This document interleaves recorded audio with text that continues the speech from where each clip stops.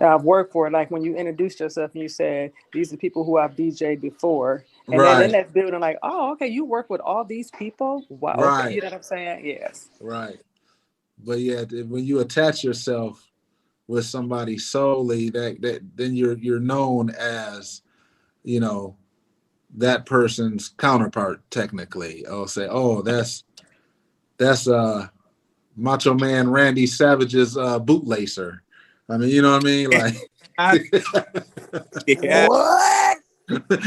I was Undertaker's coffin. right, right. All right, go ahead to the next one, babe. All right. Law number 21. Play a sucker to catch a sucker. Socrates said, the only true wisdom is in knowing you know nothing. He didn't actually believe of himself that he did not know anything. It was his way of disarming people. Sometimes you have to play dumb so that the other lets his guard down. Being openly smart is foolish. Being openly foolish is smart. Okay. Woo. That I goes. this one 1,000%. Yeah, that's you know what? Take it with This a is grain of salt. Like, first of all, the context that it's put in, take that with a grain of salt. Like, being foolish is definitely not always a strong suit. You know, if it's controlled foolishness, that's a different story. But just being foolish No, with your guard all the way down is I foolish. think that's that's what what they're he's saying. saying. Be controlled foolish. That's what he's saying. Yeah, like so, like there's Mhm. examples, right? Let's say I'm around people, right? And there's a guy over there, and it might be somebody I have like a rapport with, and I see him and he does something that I know he shouldn't be doing and it's against me. I could just play dumb like, hey, it doesn't affect me, it's nothing. And I just play dumb like I didn't even know he did it. And then that just kind of shows you who he is in the sense of now you see what he's willing to even do more. You know what I mean? Like there's different aspects to it, but it's the same thing. Like you have a friend, you kind of you see them do something they didn't notice that you noticed, but you kind of keep it quiet into yourself. And then later on, you're gonna see them doing similar things because they've become comfortable. Yeah, and it goes back to the point earlier what Spotty was saying with the basically like use people for what they were. So it's like it's a lot of times that I have heard a lot of shit that has been said about me, and a lot of people would be like, "Oh, so why are you still going back?" It's like because they don't know that I know that they was talking this shit or that they did this to Right. me. You get what I'm saying? So I'm still gonna act like You can that play I'm dumb. dumbfounded to the shit, and I'm gonna use you for what the fuck is worth. You know You what I'm saying? supposed to. Back Not like In so that that. order. You In supposed that to. order. But it's Yes. just like a friend that you know what I'm saying, that you know that's been talking shit about you. And it's like, yeah, we gonna fall out. We no longer gonna be friends, but we gonna be friends, but we ain't gonna be best friends. Like I'm gonna know what the fuck to tell you and what not to tell you. So And then use a you. lot of times, then, like I said, get your feelings out of it. When you're Yeah, doing yeah. business, it's business. Take your feelings out. So I know not to. I know how to deal with you accordingly. Now I'm gonna put you in a certain position as I move. Mhm. You hear? Okay? Did This you hear law me? is good with catching children up too. That's It the first is. thing I thought about because I always tell them my kids know when I ask a question because it's already I know the answer. I'm just trying Right. to see what you gonna say. Right. You're right. They're gonna hang themselves. The And law That's of a women good one. towards men. That's a good one. The kid's eyes says it all. Like you ask them a question, they just be looking like, yeah, your eyes just told on yourself. Like oh, not the eyes. So that's I'm big on reading eyes. look.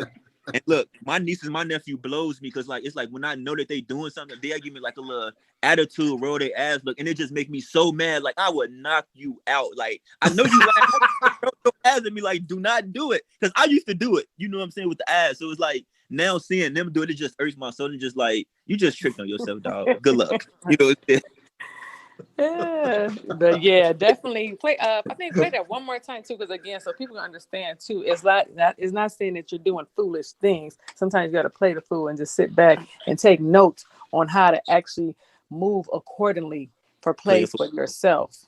I knew Can y'all I was gonna just say play this one back here. I'm about to play it back. Here we go. You Okay. ready? Law number 21. Play a sucker to catch a sucker.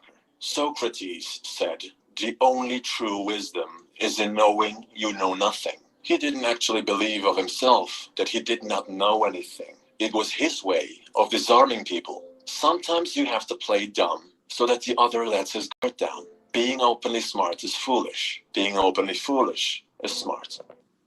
You know, when a situation happened, you be like, I don't know what's the girl. I don't know what's going on. And they be like, oh, well, I tell you, such and such and such said, such and such. Oh, did they? Oh, for real, that girl. Or you That's act like crazy. it's you act like it's a shock. Like, damn, for real, damn, right. dog. Like, damn, for real. Why you do this? Like, in the back of my man, bitch, I already knew. Like, bitch, you get. And then a lot of times you talking to somebody that didn't already talk bad on you or something. You get what I'm saying? So I'm just gonna play I'm gonna play your game with you. Y'all know what I'm talking about. Y'all, everybody know what I'm talking about. Say yeah. Hey, can I get an amen up in here? Okay. Can I get an amen up in here? Okay, 21. Can I say something? Yes, you can. Okay, I would say it's equal to say play the role of the fool to fool the fool that thinks they're fooling you. I think it's an equal saying. You know, it's a proverb. Yeah. Mm-hmm. Can you say that proverb one more time? Play the role of a fool to fool the fool that thinks they're fooling you. Oh, I like that. That part. It's life. For all my it sounds real good here. with that accent too. Yes, definitely. For the fool.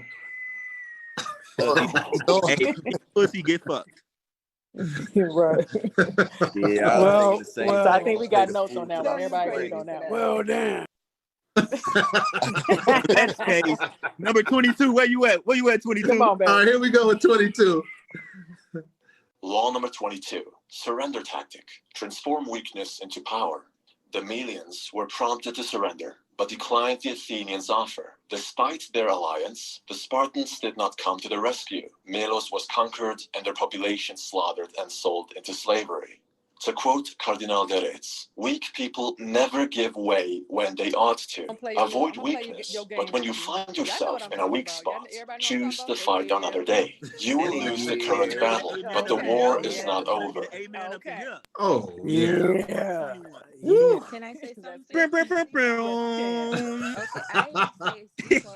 And this is definitely to help people who feel like, you know what I'm saying, when they stuck in a corner. I think it's you know what I'm saying. You ain't stuck. For some people, a lot of this falls under common sense. Some of the but some of these laws are common sense to some, but not all. Right, exactly. And the other ones are common sense to the other half, probably, but not to all. You know what so I mean? now I need you to break it down to the ones who don't have, and no disrespect, the common sense to come right now. You know, sometimes people somebody might be like, I get it, but I don't get it. So break it down. To surrender. I'm trying to relay this into the business world. I think you could say. Sorry, go ahead. I was just gonna say, I think it's like live to fight another day. Yeah, that's exactly what it is. Right? But exactly. In the business world, it would be like, okay, you got a big contract coming, or you're gonna do remodel a building or something, and right now is not the time for you to enter battle because you're sure to lose. So let's say that your business adversary is like, hey, I'm going to crush you. I'm going to crush whatever it is. And you're like, hey, no, I don't want to engage. You surrender. You submit to them. Hey, you won, man. You won. There's nothing I can do. You got the crown. You won. Your gas station is bigger and better than mine, and all the customers are going to yours or whatever. Your gas station across the street, that's fine. I mean, that's all right. But you know that you have a big remodel coming, and you got an expansion. You're gonna put a whole restaurant on the side of yours and 4 new pumps. So you surrender now, but later you come back and you totally annihilate his gas station that's across the street. Right. Rest in peace. Hey, rest in peace, John Witherspoon. Put that gun down, son. Yeah, you're gonna live to fight another day. That's right. What you gonna say, Mike? I see you. No, that was it. No, I'm sorry. No, it's another Mike. Mike Robinson. My bad. Oh, you good? You good, Mr. Robinson? Oh man, there you go. My bad. I'm in the shower. What I was saying is like a check your ego type thing. Right. Yeah. That was a good example, though, babe. I think everybody got him on that one. Yeah. All right. Very good example. We're going to 23. Law number 23, concentrate your forces. The greater an empire's territories, the more vulnerability. Great lands need strong borders, else they may be overrun by another barbarian tribe, as seen with the collapse of Rome. Your armies are strongest when forged together. Divide them, and they may not be able to protect the empire from an invasion.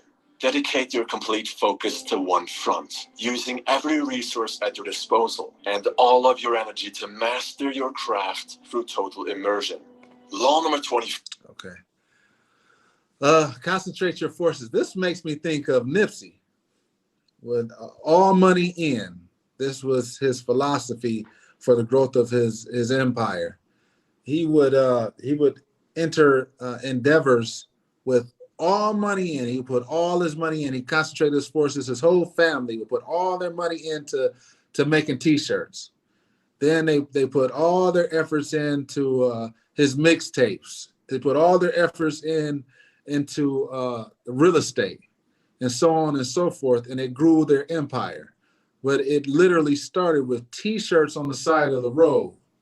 So that's what I think of with concentrate your forces. Anybody else?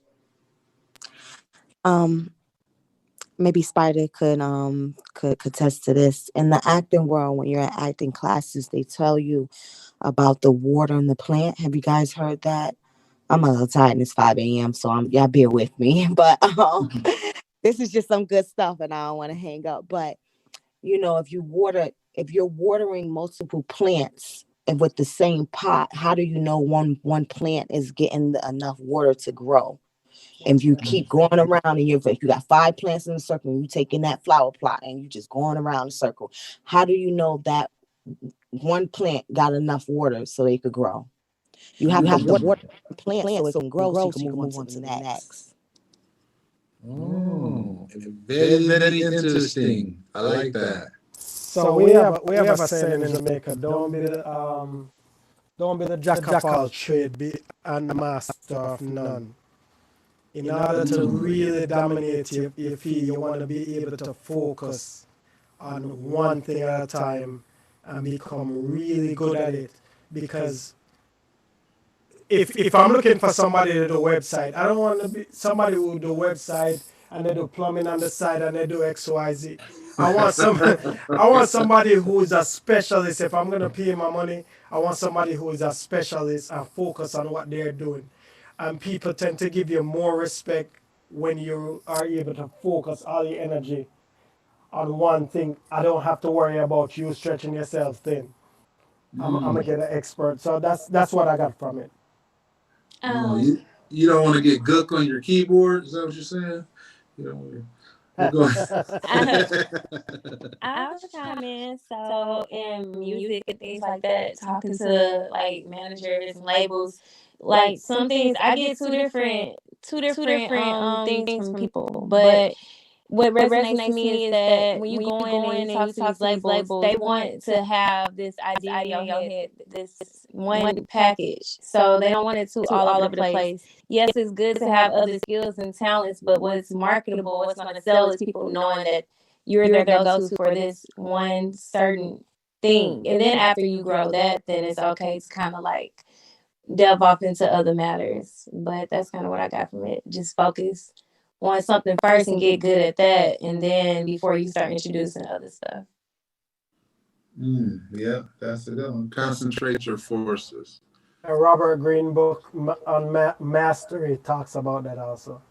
Yeah. All right, we're going to keep it moving. Of your energy to master your craft through total immersion. Law number 24, play the perfect courtier. One cannot spell courtiership without Charles Maurice de Talleyrand-Périgord, the man who brought down Napoleon Bonaparte, master of the battlefield, with extreme subtlety. You are a courtier, or courtier, whether you like it or not. You must play the game of power, so you might as well choose to be good at it. The perfect courtier obeys his masters, but shines in his own light. He is not powerless, doesn't trust, but appears trustful, doesn't talk much, but finds the right words and the right timing when he does. Everyone likes him. He's charming, witty, and helpful. He appears to be neutral, a paragon of honesty and fairness. He always has a genuine smile on his face, and we don't doubt his intentions for 1 second. Although he is a great talent, we do not feel threatened by him. We seek him as an ally. This way, the perfect courtier holds more power than the king himself without the dangers of that position. As we target the highest authorities, he's in the shadows observing the current state of the chessboard. Pieces may fall and be sacrificed on both ends, but he is winning regardless. Learn the art of courtiership. That's a good one. To master your craft. Yeah, that was fire. Yeah. Who want to take that one? Mike, Spider. Who's? Can I go? Go ahead. So this is something that I go through at work. I work for a bank, right? So I work for TD in Canada. It's our biggest bank here. And perfect example, I just got promoted, and there was this one guy who absolutely hated me because he would always put his hands up to do something. He was a know-it-all, wants to do everything. I don't play that game. I'm just more of a likable person, and I try to get to know the person at work. So it's not necessarily about you being the best. It's also about you being likable. Do people want to work with you? Do you get along with people? And sometimes people focus so much on the results and not necessarily just about just being a good human being, just being caring. And sometimes people want to promote person with a good work ethic, but also someone that they can work with. They can go to coffee or lunch, just talk about everyday stuff. So that's just my own 2 cents from my personal work. That's pretty interesting. That was good. Yeah, that's like the perfect courtier. And I think also maybe like I don't know, you guys may speak on this for the entertainment business. There are artists out there that are not the best artists, but they're just likable as human beings, right? So it's not about the vocals, it's about the brand, the personality. Can they get along? Can they reach their fans? I think those are elements that people miss. But if you so focus on like the pitch, the notes, all this, yes, that's important. But who are you as a person? Can I look at you and see yourself in me? Can I feel like I can see myself through your music? It's not necessarily about like, the notes and all. I mean, you guys can speak to that. I don't want to, step into your territory. I can only speak to like in the boardroom and all that stuff because I deal with, powerful white men in their 50s, so I can speak about boardrooms. When it comes to I think that always comes back to like again it's a little different way of talking about it, but teamwork makes the dream work. So not like so teams always have captains, but the captain isn't always the best player in the game. So the proper pieces are always needed on the team to get the win. The captain will not always be the person who's the front runner. You know what I mean? Like it's about restoring. They keep everybody focused, but you don't have to be the best artist or the best whatever. You just have to bring your best, and you might be the reason that the team wins today if you're bringing your best. Facts. Yo, one of the things I take with me is like it's a crazy analogy, but say I ain't gonna say phenomenon because they might be listening. My boss or my best man need the plug that has the bricks for $700. I'll buy the brick for $700. Don't ask for no shortcut. But I can still go to the bottom to the mud and still distribute that brick for the lowest cost and make the most money. I'm still sitting at the table with him. I'm making more money than him, and he might not even come to the neighborhood that I'm doing what I'm doing in. You know what I'm saying? But I'm still sitting at the table with the boss. I still make more money than the boss, but he's still my boss. And I still treat him as my boss. Right. And you don't choose sides. between the neighborhood you deal at and his neighborhood, right? That led me to say this. A boss doesn't make you a leader. I was going to say that right before he said that. Okay. Dope. That's Big right. facts. Right. Yep. Facts. Everybody, that's hilarious. Everybody, yep. Yeah. Hey, cause look, Hey. not everybody is focused on the largest picture for everybody. They might just be focused on the larger picture for them. So that doesn't make them a leader. They're just the boss of the situation or the business or the opportunity that they're controlling for the most gain. It doesn't mean that they're on your side. So definitely a boss is not a leader every time. Sometimes it's the person on the lower totem pole that is even, able to be a leader. Might even lead the boss. Facts, because I was the person that bought the whole block chicken and all that. The boss that might pull up in a nice garden fried bags. You know what I'm saying? But I'm the one that's on the block buying the chicken for the people that's hungry, that's actually feeding the boss that he don't even realize that's what they're doing to help him eat the roast chicken. I think this goes back to the other law, which is, I think, being kind or respect people. I don't remember what law that was. Just for example, like I have never in my life gotten a job based on my resume, ever.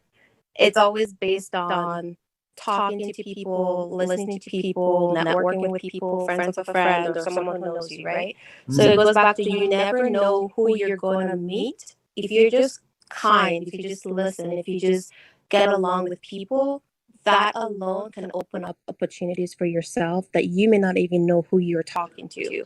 But because they know you and they like your personality and the value you bring, I think that speaks for itself. And people sometimes don't look at the resume, right? So I think that's a good aspect we should all take in. And it's easy to do. Let me speak from experience about something. Yeah.